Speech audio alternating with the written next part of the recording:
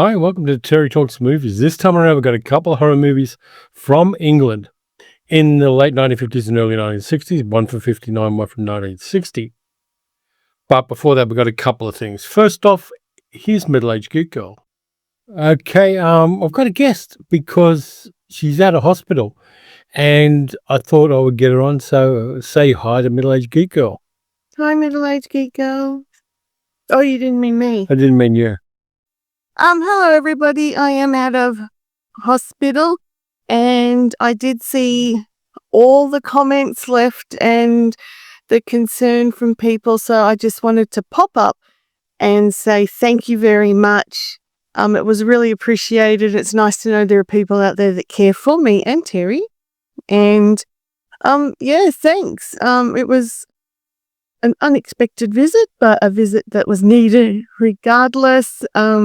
I feel nice and rested, but I also have that sort of anxiety that people get when they come out of hospital because you're so used to having everything done for you and your meals done and your meds done properly that when you come home and you have to be an adult and do it all yourself, it is a bit scary sometimes. So yeah, I've got a lot of follow-up medical appointments to go to, but it's all good. I'm all good. Terry's, I think, happy I'm back. I'm very happy you're back. The cat's not so much. Jill's very happy I'm back, but Luna, I think, thinks I'm taking over the bed again, so she can't sleep with Terry anymore. But yeah, it's all good. Who wouldn't want to sleep with me? Okay, thanks for that, and I'm very glad you're home. Mwah.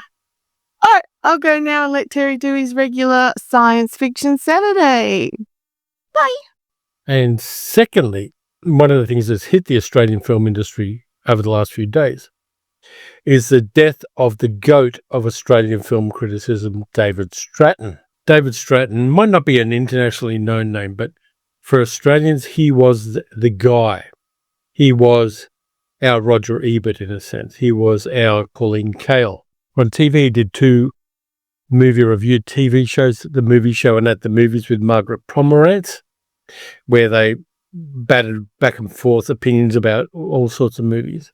And he was also a writer. He wrote any number of essays about film criticism. He wrote three of the best books of film criticism and reference books about Australian film. The first one he did, The Last New Wave, about the 1970s revolution in Australian cinema. That is as definitive a work on the era of exploitation as you're ever going to get. Then in the 1980s, he wrote a book about the 1980s film boom where there was some tax breaks and things like that, called The Avocado Plantation, which has a lot of really good information and gossip about Australian cinema. And most recently, last year, he put out a third volume about Australian film in the 21st century, Australia at the Movies, which is fantastic. Between these three, you've got Australian cinema from the 1970s to the current era pretty much covered. 20s, 30s, 40s, 50s and 60s, less so. But from the 70s onwards, David Stratton covered it in these books. He was also very important to the film industry in that in 1966 he ran the Sydney Film Festival and he pushed for an R rating for movies so that movies at film festivals in particular could be shown without censorship. Eventually he prevailed in the 1970s when the Gorton government put in the R rating. All through his career, he's been a big advocate for adults looking at the movies they want to look at without a government filter. It's a big loss to the Australian film industry that David Stratton is no longer with us. And I don't think there's anybody who reviews movies on the internet who lives in Australia or in any other way reviews movies who doesn't owe a debt of gratitude to David Stratton. A real gentleman, really lovely guy from everything I hear. I never met him. And he also wrote the best autobiography title in the world. His autobiography is called I Peed on Fellini. And it's about him, being a film critic and going to film festivals and things like that. So we miss David Stratton. He is somebody who had a high standard of accuracy and also compassion in the way he reviewed movies. And he'll be missed. He was somebody whose career and whose work I admired, and in my own small way, I've learned a lot from him. But let's get on with the show. Put my heavy books aside. So for this science fiction Saturday, I'm kind of stretching the definition of science fiction, but I very often do. In this case, I think I'm getting away with it. But the movies I've got for you are from 1959, directed by Arthur Crabtree, Horrors of the Black Museum, with Michael Gough playing a very sick puppy, and from 1960, Konga, starring Michael Gough as a very sick puppy. So we'll start with Horrors of the Black Museum, because for me, I think it's a slightly better film, a little less gonzo, but a better film all up. Now, around the turn of the 1960s, there was this really good trend in horror movies where you'd have one of the kills in the horror movie before the titles usually, but it had to be a bang. It had to be a really good one. And this movie does that in that there's a young woman who shares a flat with another young woman. They're both beautiful in a movie style kind of way. And she opens a package and someone sent her a pair of binoculars. And she goes to the window to test out the binoculars and screams and dies because the binoculars have spikes in them. And they kill her by spiking her eyes. Cool concept. Sets up the movie really nicely. But in the American edition of this movie, they had a 15-minute lecture from a hypnotist explaining how hypnotism works. And this guy is as dry as salt. His name's Emil Franchel, and he goes on to describe hypnotism and do a demonstration of hypnotism. 13 minutes of this before the movie starts, before you get to the good stuff with the binoculars spiking somebody in the eyeballs. I think that's a poor choice. I don't think it adds anything at all to the movie. The movie's length was already feature length, so it wasn't put in there as any kind of padding. The American distributors did that. The disc I have of Horrors of the Black Museum has that particular 13-minute stretch of monotony as an extra, along with an interview with Kim Newman about the movie and audio commentary with Kim Newman and Steve Jones. But inside the Blu-ray, you get things like, there's a young woman screaming because her friends just got spiked in the eyeballs. There's a woman got spiked in the eyeballs. Michael Gough with a skeleton. And Michael Gough having just killed an antique dealer with some ice tongs.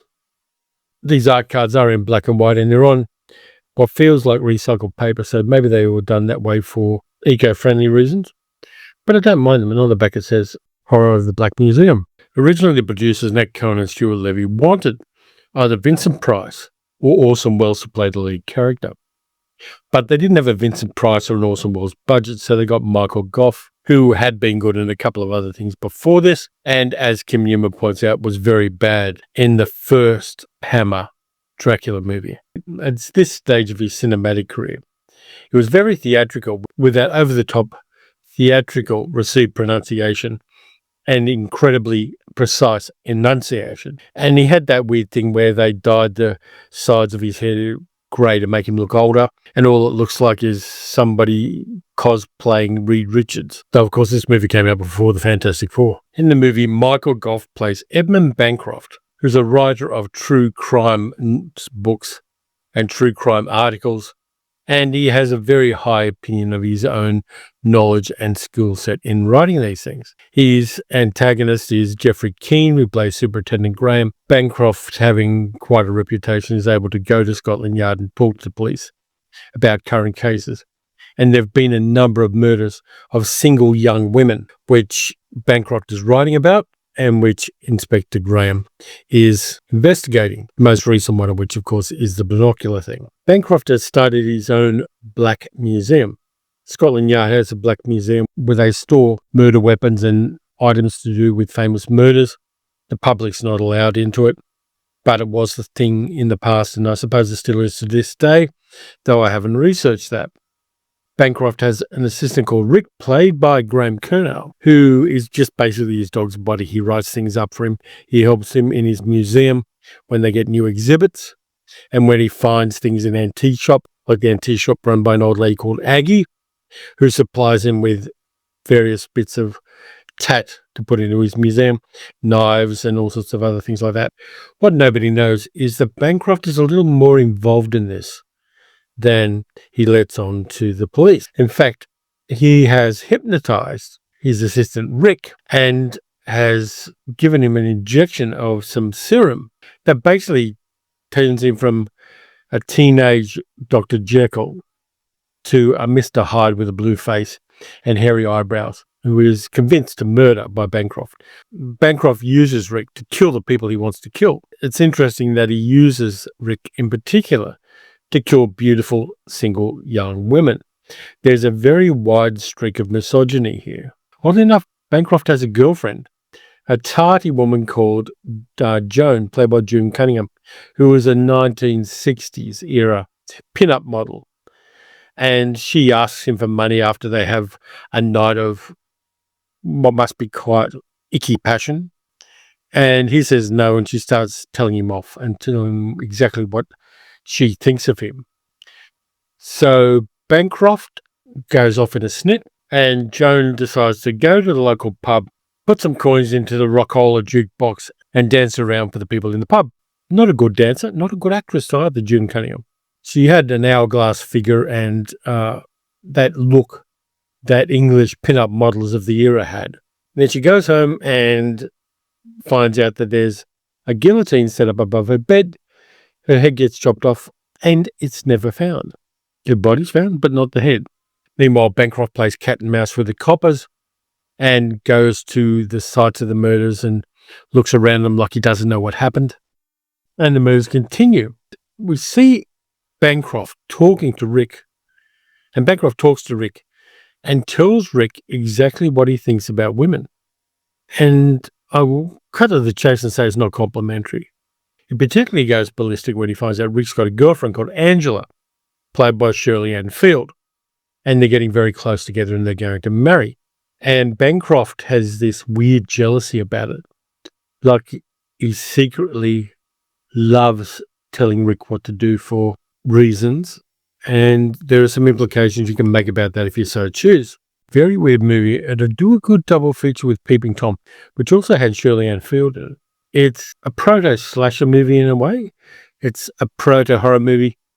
You're going to make arguments that it's one of the precursors to movies like Saw and the Saw movies, because there are some elaborate kills in this movie, which kind of foreshadow the series like the Final Destination movies and the Saw movies, make the audience complicit, where we're just waiting to see how the next kill is done and see who gets it and see who, if anybody escapes from it. This movie's got that same thing where your audience is expecting a murder and are waiting for a murder, and we become weird as we wait for a murder. The film looks beautiful. It's shot in CinemaScope, which wasn't common at the time. It's got lots of good character actors in it. It's got some location shooting. There's a scene at the start around London where the post office van's delivering the parcel. And the climax of the film takes place at a fun fair. So you get to see what the rides and the attractions at a 1959 English fun fair were like in the real world. And that gives these movies a kind of documentary feel that I like. Now, as I said, Michael Gough is so over the top of theatrical. You can't take his character seriously in any kind of grounded way. But you go along for the ride. All the blood in the movie is that beautiful, rich, and very un-blood-like Kensington Gore artificial blood that they had at the time, and that all the early Hammer movies had, for instance. That kind of rich, treacly thing that looks like it might be strawberry flavoured, but isn't. It's a fun horror movie, but it's got that slight science fictional aspect where the Jekyll and Hyde thing with an injection comes in. Even though it isn't the main heart of the plot line, the main part of the plot line is Bancroft playing cat and mouse with the coppers. And in a sense, Rick, poor bastard, is just the weapon he uses to commit these murders. And there are other bits and pieces where somebody comes and investigates him, and he has, for some reason, a big computery thing and a big power supply in his museum. And he electrocutes the guy and then puts him into a vat of acid and pulls a skeleton out to use in his exhibits. There's a bit of a scene with that, which is kind of odd. All these little bits and pieces of side stuff inhabit this movie, which You go, I didn't know the museum had an enormous pit of acid. And why does the museum have this enormous power supply computery thing? And does it actually need it? The answer is no, but it's fun for them to play with it and use it to electrocute somebody who finds out that Bancroft's actually committed the murder. With these movies, you just got to accept the weird stuff and surf the zeitgeist of it. I like this movie. It's fun. Why is my smart speaker talking to me? This one's fun. It's dumb. It's got the gore. It's very of its time, but it works. Now, the next one, Konga, goes even madder. There's a third movie that you can make a trilogy of these out of.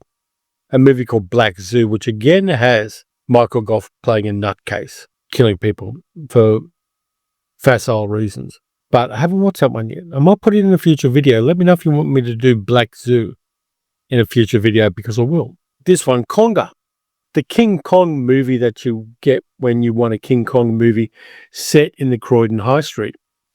This one's got Michael Gough again, Margot Johns, Jess Conrad, and Claire Gordon. And in this one, Michael Gough plays an even more sick puppy, a guy called Dr. Charles Decker, who comes back to Africa after a year being lost in Africa, in Uganda.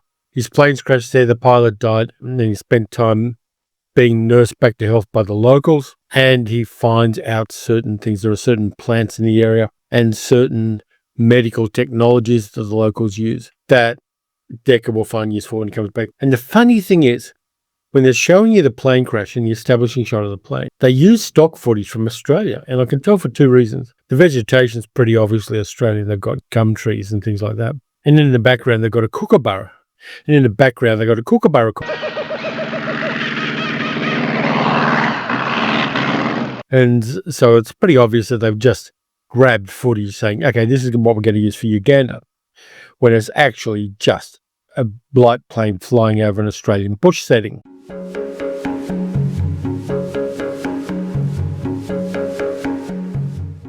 Could have been shot up in New South Wales somewhere. He also brings back from Africa a chimpanzee baby called Konga, and he wants to test out his theory that he can use these plants that he's brought back. And by the way, there's no biohazard or quarantine control on these plants. So Decker works for a university and he has teenage students, and he's got the hots for a young one called Sandra, played by Claire Gordon, another pin-up model actress with limited thespic abilities. His house has been looked after over the year by his assistant and secret girlfriend, Margaret, played by Margot Johns.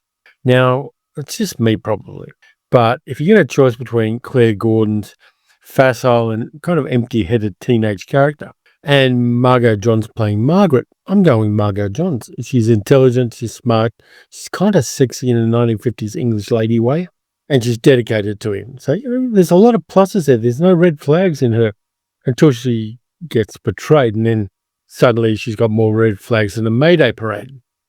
But Decker pulls out all the plants in his greenhouse and puts in these weird African insectivorous plants that he's going to grow and extract a serum from, that he's going to inject into the baby chimpanzee and make it big. Because of course you are.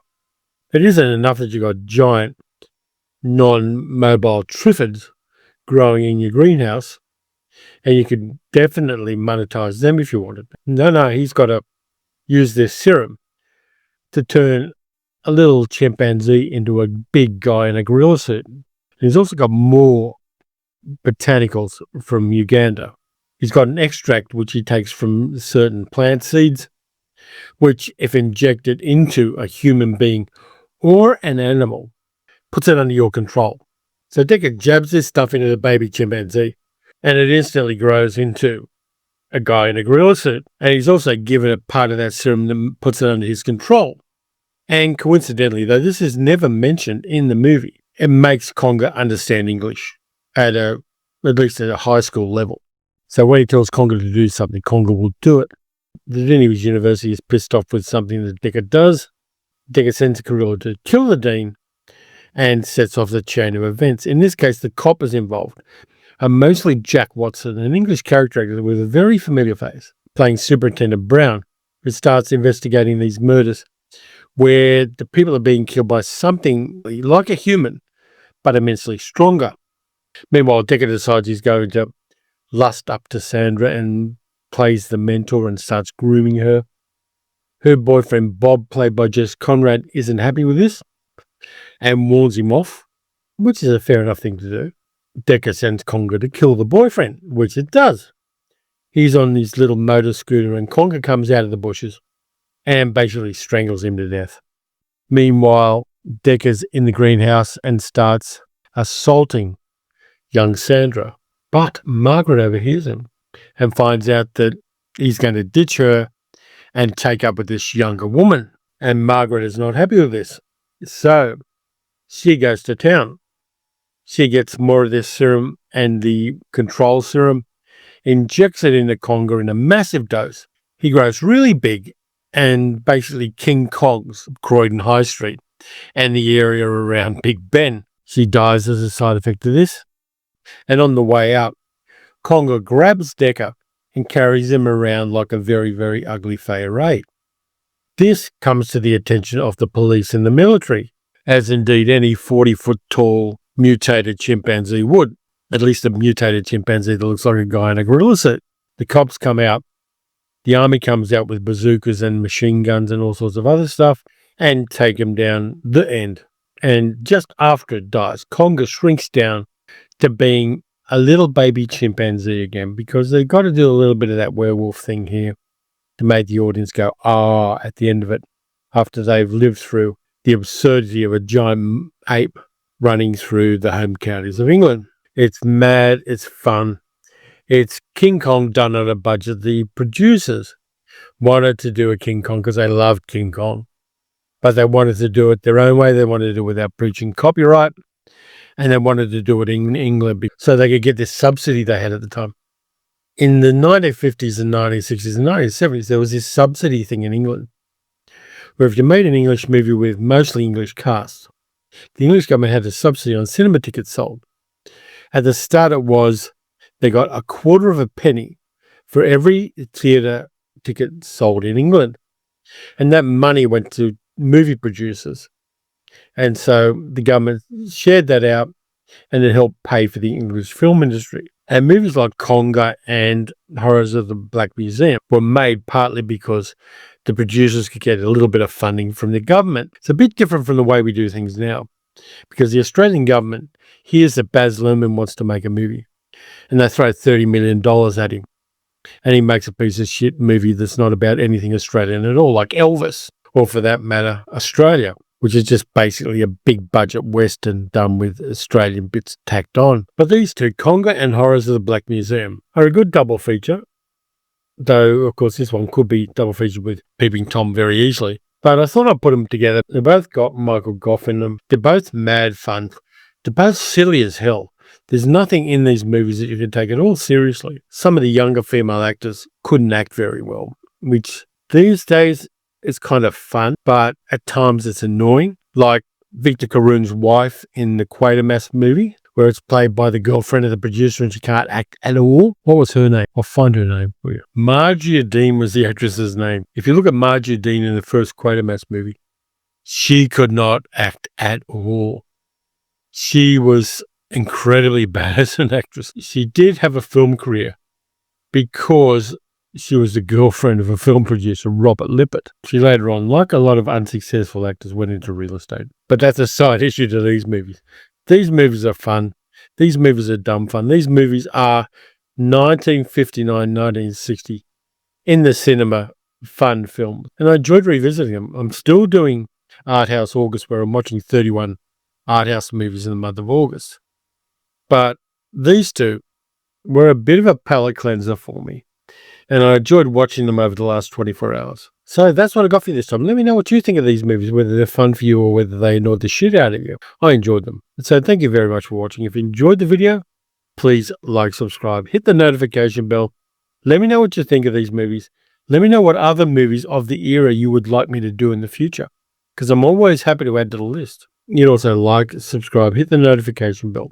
You can support the channel by becoming a channel member or else by becoming a patron at patreon.com/TerryTalksMovies. Next up, I've got the Monday live stream. And I'm actually doing something different on the live stream because I'm unboxing the new releases from imprint films. And there are some really, really high quality films in those. So I'm going to be doing that as part of the live stream. Then I'm going to split that part off and also release it as a second video. So if you missed the live stream, you can still see that part of it. Then we have the Wednesday video, and then we roll back to Science Fiction Saturday. And the Wednesday video is going to be the new releases from Umbrella Entertainment, because I've got all this stuff on the same day. And the Umbrella Entertainment stuff's got some really great 1980s VHS era horror movies that I'm looking forward to rewatching. So until all that stuff happens, watch some good movies, watch some bad movies. You can't go wrong with a giant ape film. And I'll catch you next time.